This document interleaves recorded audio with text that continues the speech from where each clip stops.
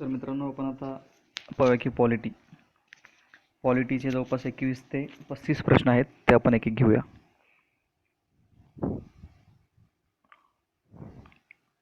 पहिला जो प्रश्न 21वा तो आहे इंडियन इंडिपेंडन्स ॲक्ट 1947 बद्दल.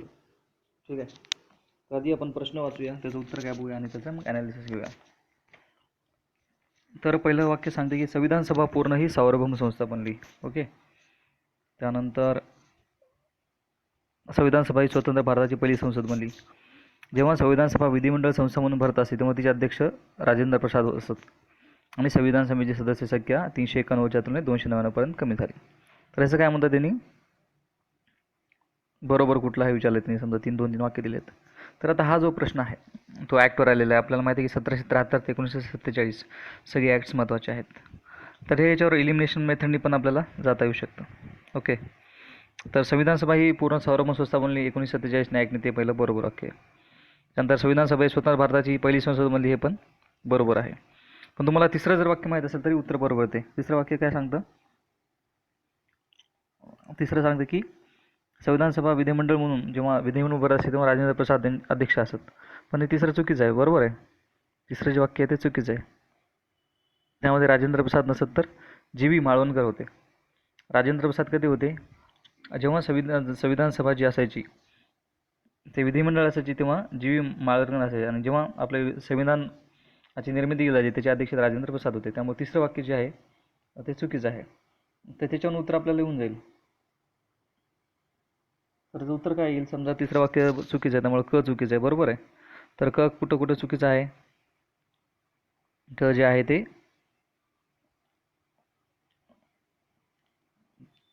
क ड बरोबर. पहिल्या पर्यायामध्ये क आहे, दुसऱ्या पर्यायामध्ये क आहे, तिसऱ्या पर्यायामध्ये क आहे, त्यामुळे 3 पर्याय चुकलेत. 1 2 4 उत्तर काय आहे याचं 3. असं एलिमिनेशन मेथडने पण त्याला जाता येऊ शकतं. तर अशा प्रकारे आपण पेपर अनालिसिस केलं पाहिजे. तर 1773 ते 1947 दोन्ही सगळे ॲक्ट बघून द्या तुम्ही.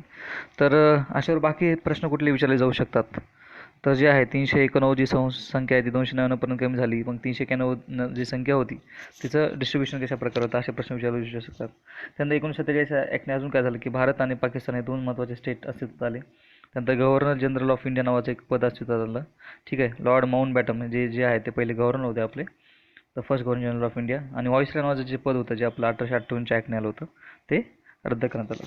अशा प्रकारे 1947 ॲक्टने होतं. तसं बघायला तर इझी क्वेश्चन आहे आणि सगळ्यांना माहीत असते की संविधान समितीचे अध्यक्ष कोण आणि स्वतंत्र भारताच्या पहिल्या विधिमंडळाचे अध्यक्ष कोण, त्यामुळे ते जेवण जातं, त्यामुळे काही इश्यू नाही आहे. आता बघूया नेक्स्ट क्वेश्चन. 1978च्या 44व्या घटनादुरुस्ती अधिनियमाद्वारे राष्ट्रीय आणीबाणीच्या संदर्भात खालीलपैकी कोणती तरतूद करण्यात आली. ठीक आहे, नॅशनल एमर्जन्सी जी आहे त्याच्यामध्ये 44th अमेंडमेंटनी काय बदल झाले याबद्दल मी विचारलं आहे. आता याच्या प्रश्नाचं मी व्यवस्थित वाचतो. खालीलपैकी कोणती तरतूद केलेली नाही, नाही या शब्दात तिथे दिलेला आहे. बरोबर, नाही. तर आपण काय करतो एक वेळेस म्हटलं खालीपैकी कोणती तरतूद केलेली नाही, काय नाही बघत नाही. ठीक आहे, कॅबिनेटच्या लेखी शिफारशीशिवाय राष्ट्रपती राष्ट्रीय आणीबाणी घोषित करू शकणार. हां राईट, बरोबर आहे. पहिला पुत्र बरोबर आहे, असं म्हणून आपण काय करतो, सिली मिस्टेक करतो आणि आपण पुढे जातो. अशा प्रकारे सिली मिस्टेक्स होत असतात, तर ते टाळायला हव्या. तर आता आपण बघूया काय कुठली तरतूद करण्यात आलेली नाही. कॅबिनेटच्या लेखी शिफारशीशिवाय राष्ट्रपती राष्ट्रीय आणीबाणी घोषित करू शकणार नाही, बरोबर आहे. तिथे 44th अमेंडमेंट टाकली की written on the written advice of the cabinet only आपण करू शकतो. दुसरं काय सांगितलं की अंतर्गत शांततेऐवजी सशस्त्र बंडळे हा शब्द प्रयोग. कसं होतं, पहिलं इंदिरा गांधींनी जी 75ची इमर्जन्सी डिक्लेअर केली होती ती इंटरनल इमर्जन्सी या ह्याच्यावर डिक्लेअर केली होती, पण ते पुरेसे कारण नाही. त्यामुळे आपण काय केलं की नॅशनल इमर्जन्सी डिक्लेअर करायचं असेल तर आर्म्स रिबेलियन म्हणजे सशस्त्र जर उठवलं झालं तरच आपण करू शकतो. त्यामुळे दुसरे वाक्य बरोबर आहे. तिसरं जे आहे 1919 खाली जे मूलभूत अधिकार 6 सस्पेंड होतात ते फक्त सशस्त्र मंडळाच्या कारणास्तव करण्यात येतील आणि नॉर्मल ह्याच्यात नाही. तर हा पण पर्याय बरोबर आहे. आता 3ही बरोबर आहेत, म्हणजे उरलं कुठलं चौथं चुकीचं, चौथं जे आहे ते चुकीचं आहे. तर नॅशनल इमर्जन्सी हा थोडा किचकट टॉपिक आहे, त्यावर प्रश्न विचारले जातात, वारंवार रिवाईज करायचा. चौथा जो आहे की सांगितलं की संसदेच्या कोणत्याही सभागृहाने आणीबाणीच्या घोषणेला विरोध करणारा अथवा आणीबाणी चालू ठेवण्यास विरोध करणारा ठराव मंजूर केला तर राष्ट्रपतीने आणीबाणी मागे घेण्याची घोषणा करणे आवश्यक आहे.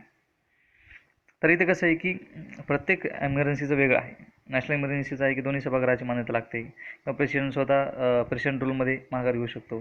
फायनान्स इमर्जन्सीमध्ये वेगळे असे वेगवेगळे कंडिशन्स आहेत. त्यामुळे कसं आहे चौथा जो पर्याय आहे तो चुकीचा आहे.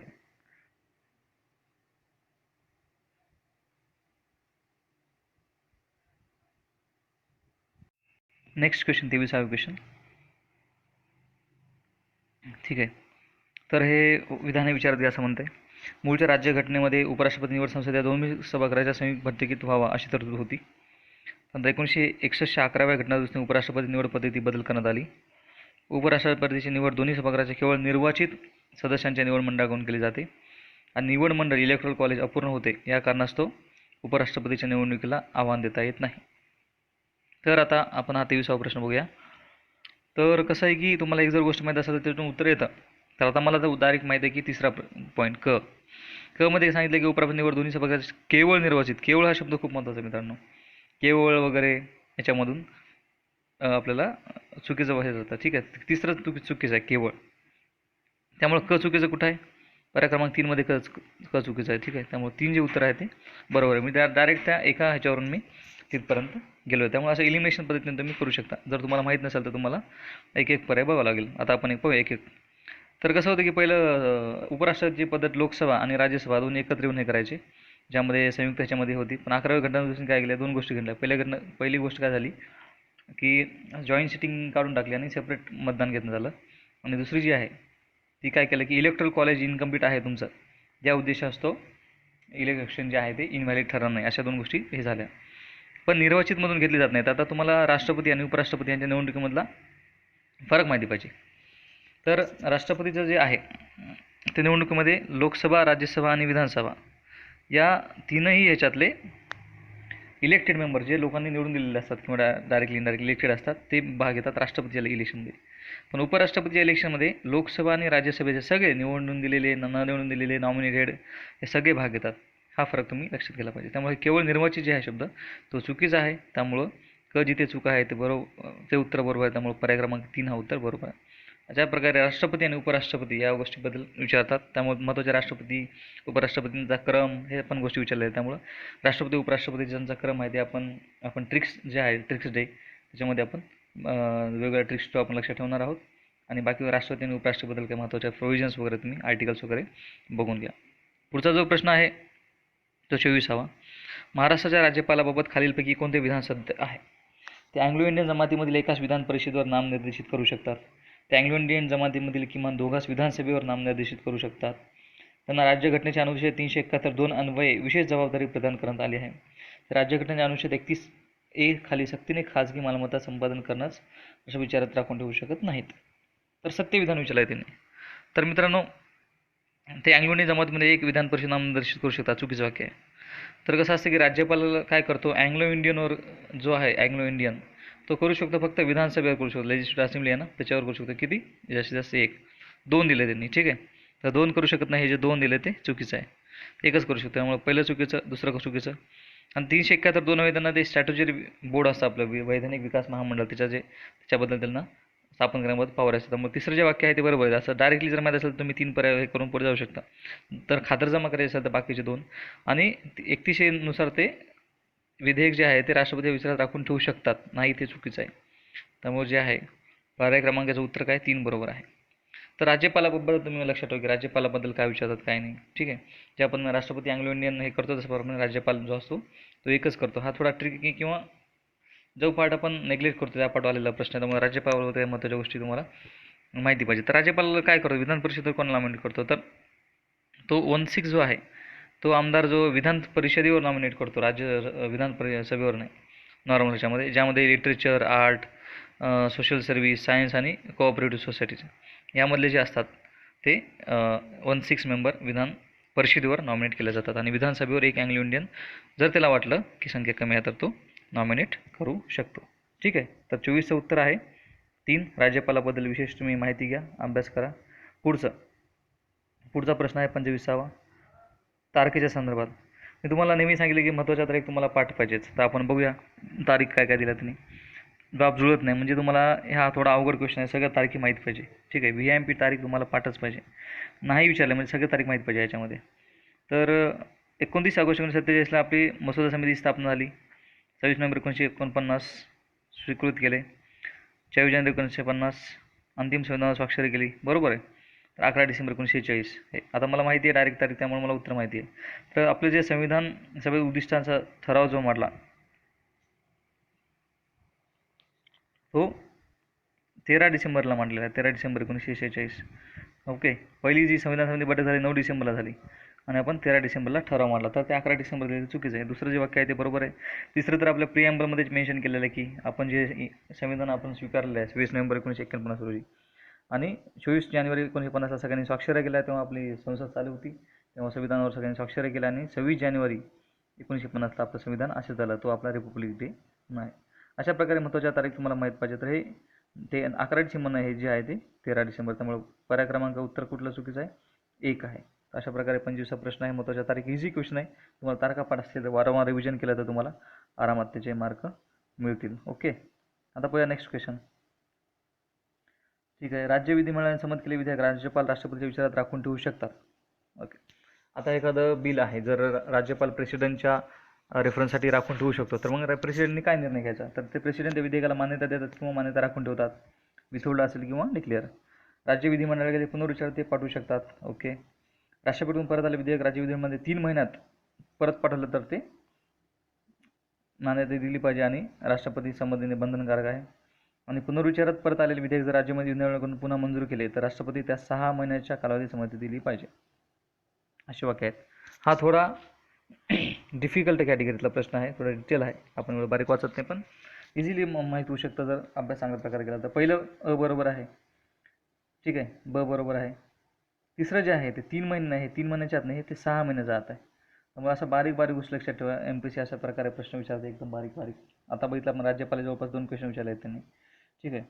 आणि कसं आहे की राष्ट्रपतीला बंधनकारक आहे, जे लोकसभा किंवा संसद एखादे बिल पाठवते पुन्हा असं देणं बंधनकारक आहे, पण ते राज्यपालाच्या बाबतीत त्याची काही तरतूद संविधानामध्ये केलेली नाही आहे. त्यामुळं कसं आहे की जेव्हा जर एका गव्हर्नरकडून जर बिल प्रेसिडेंटकडे गेलं तर संमती दिली पाहिजे का नाही हे काही कंपल्सरी नाही. त्यामुळं चौथा पर्याय चुकीचा आहे, तिसरा पर्याय चुकीचा आहे. त्यामुळं बरोबर उत्तर काय, अ आणि ब, पर्याय क्रमांक 1 याचं उत्तर बरोबर आहे. अशा प्रकारे काही महत्त्वाच्या जे राज्यपालासंदर्भात काही महत्त्वाच्या घटना आहेत त्या संदर्भात पण प्रश्न विचारले जातात. पुढचा प्रश्न घेऊया, 27वा. भारताचे न्यायिक पुनर्विलोकन काय सुचवते? ज्युडिशियल रिव्ह्यू, ठीक आहे.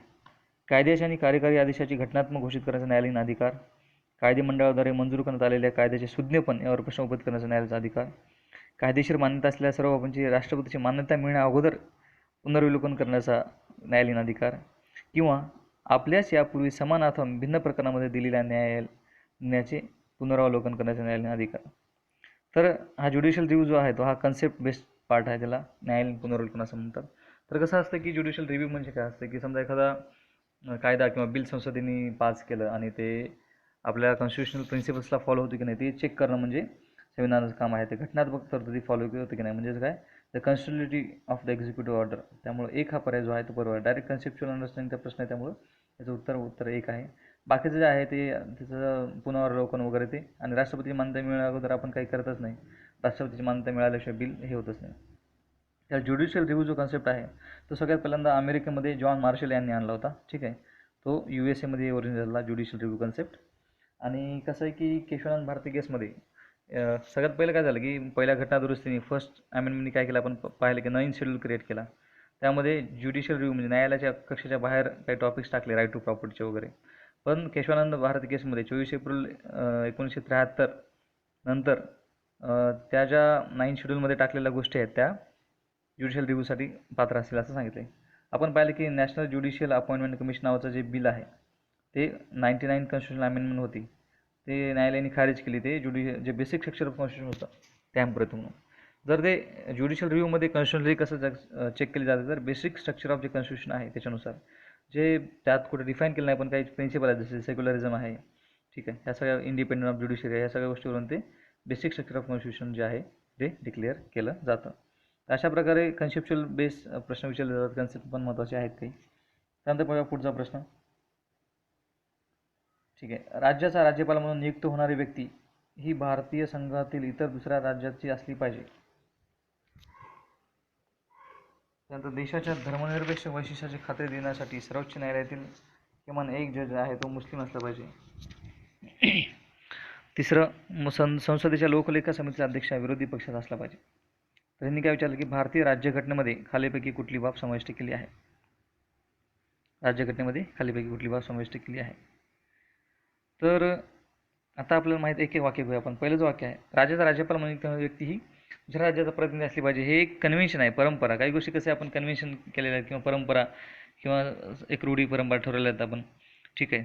तर हे तुम्हाला माहीत पाहिजे की राज्यघटनेमध्ये कुठल्या तरतुदी नमूद आहेत. काही ॲक्ट्समध्ये असतात, जसं की रिप्रेझेंटेटिव्ह ऑफ पीपल ॲक्ट आहे 1950 आणि 51चा. त्यामध्ये काही तरतुदी नमूद आहेत, काही नियम असतात त्याच्यामध्ये असतात. तर संविधानामधल्या कुठल्या आहेत, हे कुठल्या आहेत, हा खूपच ट्रिकी आणि खूपच VIP प्रश्न आहे, ते तुम्हाला माहिती पाहिजे. त्यानंतर सेक्युलरिझमसाठी जे आहे, तो सर्वोच्च न्यायालयाचा न्यायाधीश पाहिजे, मुस्लिम असावा, असं कुठं नमूद केलेलं नाही आहे. त्यामुळं हा जो आहे पर्याय चुकीचा आहे. पहिला जो आहे पर्याय चुकीचा आहे. फक्त राज्यपालासाठी अट काय की तो भारतात नागरिक असला पाहिजे आणि त्यांनी वयाची 35 वर्ष जे आहे ते पूर्ण केली पाहिजे. ह्या दोनच अटी आहेत, त्या बाकी कुठल्या अटी नाहीत. बाकी सगळे कन्व्हेन्शन आहेत. त्यानंतर दुसरा जो आहे, न्यायाधीश होण्यासाठी काय पाहिजे, तो भारतात नागरिक असावा आणि 5 वर्ष जे आहे जज पाहिजे उच्च न्यायालयात किंवा 10 वर्ष उच्च न्यायालयात वकील केली पाहिजे. एवढेच 2 अटी आहेत. तो मुस्लिम असेल, हिंदू असेल, ख्रिश्चन असेल, काही नाही. त्यामुळे हा जो पर्याय चुकीचा आहे. संसदेची लोकसंख्या समिती, पब्लिक अकाउंट कमिटी जी आहे, खूप महत्त्वाची कमिटी आहे. ती जवळपास 1921ला स्थापन झालेली आहे. त्याचा जो अध्यक्ष असतो तो पहिले ह्याचा असायचा, रुलिंग पार्टीचा. पण एक निपक्षपातीपणा राहावा, पारदर्शकपणे चौकशी व्हावी, यासाठी 1967 पासून विरोधी पक्षाचा अध्यक्ष असावा असं एक संकेतांक किंवा एक कन्व्हेन्शन पाळलं जातं. मीनू वसानी पहिले विरोधी पक्षाचे नेत्याचे अध्यक्ष होते. त्यामुळे जो तिसरा आहे, तिसरा पण संविधानामध्ये नमूद केलेलं नाही. त्यामुळे तीनही पर्याय चुकीचे आहेत. त्यामुळे उत्तर काय आहे, 3. वरीलपैकी कोणताही नाही. बरोबर वाक्य कुठलं आहे का, कोणतंच नाही. अशा प्रकारे काही प्रश्न, ट्रिकी प्रश्न विचारले जातात. त्यामुळे डिटेल अभ्यास पॉलिटिक्सचा करणं गरजेचं आहे. नेक्स्ट जे आहे की नुकतंच ओडिशा विधानसभेत विधान परिषद निर्माण करण्याबाबत ठराव मंजूर केला आहे. सध्या 5 राज्यात विधान परिषद आहे. केरळ आणि गुजरातमध्ये विधान परिषद निर्माण करण्यासंबंधीचे प्रस्ताव संसदेमध्ये प्रलंबित आहेत.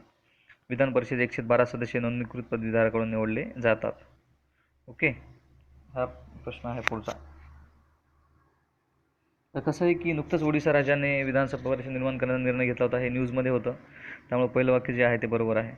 सध्या 5 राज्यामध्ये विधान परिषद नाही, जवळपास 7 राज्यामध्ये विधान परिषद आहे. त्यामुळे दुसरं वाक्य चुकीचं आहे. त्यामुळे ब चुकीचं आहे. त्यामुळे ब जिथं आहे ते कटलं. जवळपास इलिमिनेशनचा विचार केला तर पहिलं आणि दुसरा पर्याय कटून जातो. ओके. त्यानंतर केरळ आणि गुजरात विधान परिषद निर्माण करण्याचा प्रस्ताव संसदेमध्ये प्रलंबित आहे, असं काही न्यूजमध्ये नाही आणि काही प्रलंबित नाही आहे. त्यामुळे क पण चुकीचं आहे. त्यामुळे तिसरा पण पर्याय कट झाला. उरला कुठला, चौथा. म्हणजे उत्तर काय आहे, 4. म्हणजे चौथा पाहायची गरजच नाही. अशा प्रकारे एलिमिनेशन नाही करू शकता. तर आता तुम्हाला सांगतो की कुठल्या 7 राज्यामध्ये विधान परिषद आहेत. महाराष्ट्रामध्ये आहे, आंध्र प्रदेशमध्ये आहे, जम्मू काश्मीरमध्ये आहे, बिहार, उत्तर प्रदेश, कर्नाटका, तेलंगणा, अशा 7 राज्यामध्ये सध्या विधान परिषद अस्तित्वात आहे. त्याचे ट्रिक्स आहेत. तुम्हाला ट्रिक्सच्या सदरामध्ये मी तुम्हाला सांगितलं ट्रिक्स कुठली आहे ते लक्षात ठेवायची. त्यानंतर 112 सदस्य नोंदणीकृत पदवीधर निवडणं बरोबर आहे. कसं असतं की 112 आणि 112 जे आहेत ते नोंदणीकृत पदवीधर आणि शिक्षक पदवीधर मतदारसंघाकडून निवडले जातात. त्यानंतर 103 आणि 103 असे वेगवेगळे जे आहेत महानगरपालिका वगैरे आणि 103 विधानसभेमध्ये निवडून दिले जातात. आणि जे उरलेले आहेत 106 राज्यपाल नॉमिनेट करतो. अशा प्रकारे विधान परिषदेमध्ये अस्तित्व असतं. तर विधान परिषद कशी तयार होते, तर आर्टिकल 169 जे आहे त्यानुसार विधान परिषदेबाबत तरतुदी आहेत. ओके. कलम 191 नुसार काय की समजा विधान परिषद तयार करायची कुठल्या राज्याला समजा, तर विधानसभेमध्ये ते बिल पास केलं पाहिजे स्पेशल मेजॉरिटी, म्हणजे विशेष बहुमताने. ठीक आहे, विशेष बहुमत त्याला लागतं. त्याने त्यांनी बिल पास केलं पाहिजे. त्यानंतर ते संसदेमध्ये, लोकसभा आणि राज्यसभा दोन्ही ह्याच्यामध्ये सिंपल मेजॉरिटी म्हणजे साध्या बहुमताने ते बिल हे झालं पाहिजे, साध्या बहुमताने बिल पास झालं पाहिजे. तर विधानसभा अस्तित्वात आहे. त्याच्या आता सध्या किती 7 राज्यामध्ये विधानसभा अस्तित्वात आहे आणि 112 ते विधान परिषदबद्दल तुम्ही माहिती घ्या. महाराष्ट्राच्या विधानसभेमध्ये किती सदस्य जर विचारलं तर 78 आहे. त्याचं बायफर्केशन पण कधी विचारलं जातं ते पण बघून घ्या. नेक्स्ट जो प्रश्न आहे, लोकसभेत अविश्वास ठराव कोणत्या कारणावर आधारित आहे हे स्पष्ट करावे लागते. चुकीचं विचारले बरं काय, ते चुकीचा प्रश्न विचारलेला आहे. लोकसभेत अविश्वास ठराव दाखल करून घेण्याची पद्धत ही लोकसभेच्या नियम 198 मध्ये सांगितली आहे. अविश्वास ठराव एकदा दाखल झाल्यावर दाखल करण्यास मंजुरी मिळाल्यास 10 दिवसाच्या आत चर्चेस घेतला पाहिजे. इटलीमध्ये सरकारला संसदेच्या दोन्ही सभागृहाच्या पाठिंब्याची गरज असते. ओके. तर कसं आहे की नो कॉन्फिडन्स मोशन अतिशय महत्त्वाचा टॉपिक आहे. UPSC MPSC असिस्टंट मेन्स सगळीकडे जो नो कॉन्फिडन्स मोशन म्हणजे अविश्वास ठराव हा विचारला जातो. दरवर्षी विचारतात. त्यामुळे MPSC थोडं डीपमध्ये जाते. त्यांना माहीत असते की मुलं ॲनालिसिस करतात पेपर, त्यामुळे तोच प्रश्न थोडा डीपमध्ये विचारला पाहिजे, त्यामुळे तो विचारलेला आहे. त्यामुळे पहिलं जो वाक्य आहे, अविश्वास कुठल्या ठरणावर आधारित असतो हे स्पष्ट करावं लागते, हे चुकीचं आहे. ओके. लोकसभेत अविश्वास ठराव दाखल करण्याची पद्धत लोकसभेचा नियम 198 मध्ये दिलेली आहे. 198 परिषद दिली आणि ते 10 दिवसामध्ये हे केलं पाहिजे. आणि दोन्ही सभागृहाच्या पाठिंब्याची गरज इटलीमध्ये असते. भारतामध्ये फक्त लोकसभेमध्ये हे केलं चालते. कारण भारतामध्ये कसं आहे की जे डायरेक्टली लोकांकडून निवडून दिलेले हे आहेत इलेक्टेड मेंबर ते लोकसभेत ते आहेत, पण इटलीमध्ये कसं दोन्ही सभागृहामध्ये ते बिल पास करावं लागतं. अशा प्रकारे आहे. आणि कसं की लोकसभेमध्ये मंत्रिमंडळ जे आपण इंग्लिशमध्ये म्हणतो की council of minister is responsible to Lok Sabha, त्यामुळं लोकसभेमध्ये ते बिल पास करावं लागतं. अशा प्रकारे नो कॉन्फिडन्स आहे. आणि याचं उत्तर काय येणार आहे? चुकीचं कुठलं म्हटलं तर काय येईल? कोणत्या कारणावर आधारित आहे हे स्पष्ट करावं लागते. जो पर्याय चुकीचा आहे. कुठे आहे? फक्त एका ठिकाणी, त्यामुळं एक उत्तर जे आहे ते चुकीचं आहे. त्याचा नेक्स्ट क्वेश्चन 31वा, पुढे जाऊया. ओके, भारतीय निर्वाचन आयोगाबाबत खालीलपैकी कोणते विधान चुकीचे आहे? केवळ मुख्य निर्वाचन आयुक्तांना आपल्या कार्यकालाची सुरक्षित आहे, परंतु इतर निर्वाचन आयुक्तांना तशी सुरक्षित नाही. बरोबर आहे. त्यानंतर दुसरं जे आहे, मुख्य निर्वाचन आयुक्तांना स्थान अर्थात सर्वोच्च न्यायालयाच्या आदेशाप्रमाणे असतो. सर्वोच्च आयुक्तांचा सर्व न्यायाधीशाबरोबर असं सर्वोच्च न्यायालयाच्या. त्यामुळे दुसरं जे वाक्य आहे ते थोडं ॲम्बिग्युटी वाटतं. मुख्य निर्वाचन आयुक्त हे फर्स्ट सामाविक इक्वल असतात, ते बरोबर आहे. चौथं, जर एका बाबतीत मुख्य निर्वाचन आयुक्त आणि बाकीचे जे इलेक्शन कमिशनर म्हणजे चीफ इलेक्शन कमिशनर आणि बाकीचे इलेक्शन कमिशन यांच्यामध्ये काही वाद निर्माण झाला, त्याबद्दल जर निर्णय घ्यायचा असेल तो बहुमताने घेतला जातो. त्यामुळे चौथं वाक्य बरोबर आहे. चार त्यापैकी दुसरं वाक्य जे आहे ते चुकीचं आहे. त्यामुळे तुम्हाला सांगितलं की कॉन्स्टिट्युशनल बॉडी तुम्हाला माहितीच पाहिजे. आपण कॉन्स्टिट्युशनल बॉडीबद्दल एक लेक्चर घेणारच आहोत इथे.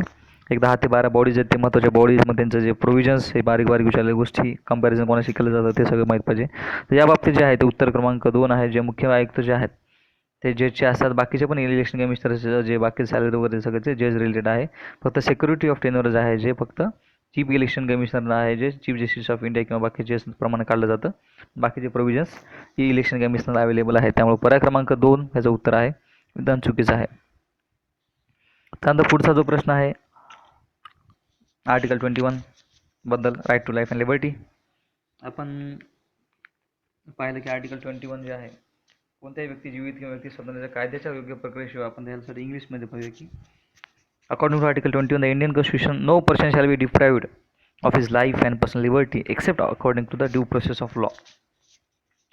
ठीक आहे, मी या ड्यू प्रोसेस ऑफ लॉ किंवा थोडा जोर देतो. ड्यू प्रोसेस ऑफ लॉ,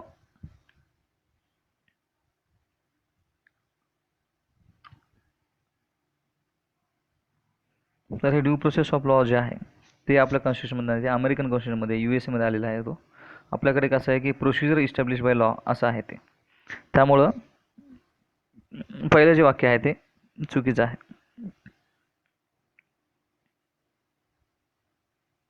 दुसरं जे वाक्य according to article 20 of the constitution the person shall be prosecuted and punish for the same offence more than.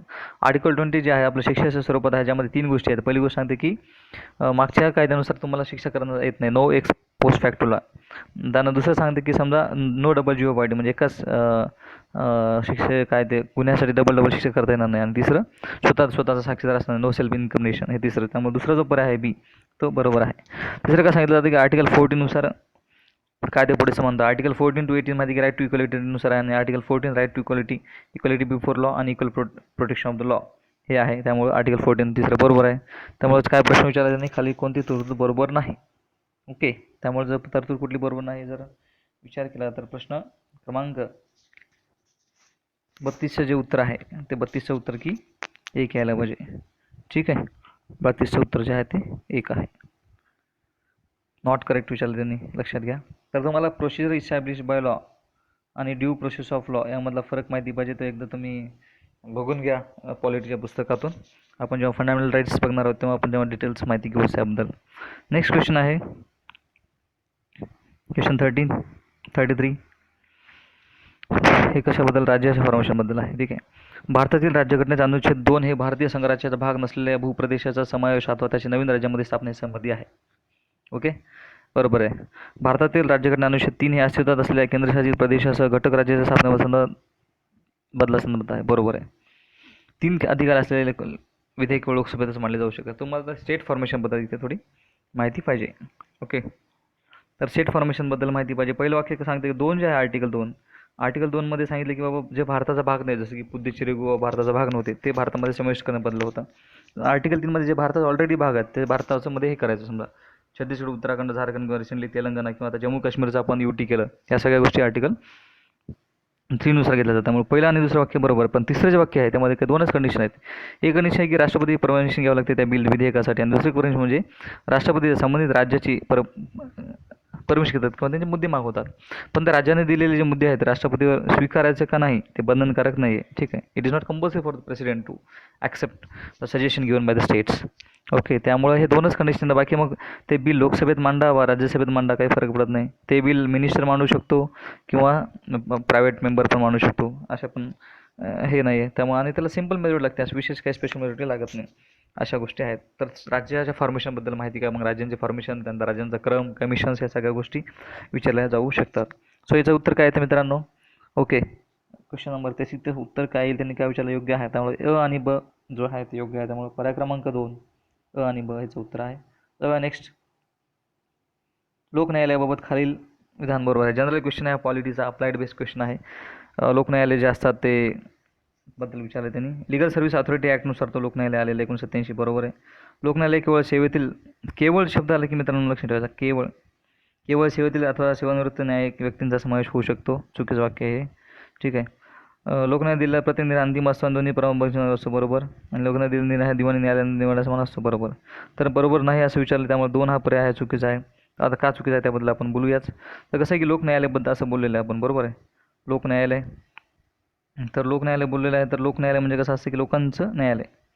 त्यामुळे तिथे जज वगैरेचा कसा संबंध, एक फ्रेंडली मित्रत्वाने होय, आणि जो न्यायालयाचा ताण आहे तो कमी व्हायसाठी लिगल सर्व्हिस ऑथॉरिटी ॲक्ट होता 1987, त्यानुसार लोकन्यायाची स्थापना झालेली आहे.